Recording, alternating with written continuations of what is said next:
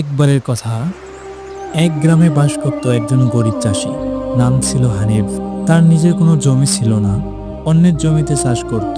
অল্প যা ফসল পেত তা দিয়ে পরিবার কষ্টে চলত দিন। অনেক সময় ঠিকঠাক মতন খাবারও জুটত না। এক বছর খরা পড়ে যায়, হানিফের জমিতে কিছুই ফলে না, ধার দেনা বেড়ে যায়। পাশে গ্রামের কিছু লোক তাকে বলল, হানিফ চলো শহরে গিয়ে কিছু ওষুধ কাজ করি, ভালো টাকা আসবে। হানিফ ধীরে উত্তর দিল, আল্লাহ সব দেখেন, আমি সৎ থেকে ধৈর্য ধরব, রিজিক আল্লাহ তাআলার হাতে। একদিন মাঠে কাজ করতে করতে হানিফ দেখতে পেল একটি গাভী গর্তে পড়ে গেছে। অনেকে দেখে চলে গেল, কিন্তু হানিফ একা গাভীটাকে টেনে তুলল। কিছুক্ষণ পর এক ধনী ব্যক্তি হানিফের কাছে এসে বললেন, এই গাভীটি আমার, তুমি না থাকলে ওটা আজকে মারা যেত। লোকটি বলল, বলো তুমি এর বদলে কি চাও? হানিফ বলল, আমি কিছু চাই না, আমি শুধু আমার দায়িত্ব পালন করেছি। ব্যক্তিটি মুগ্ধ হয়ে বললেন,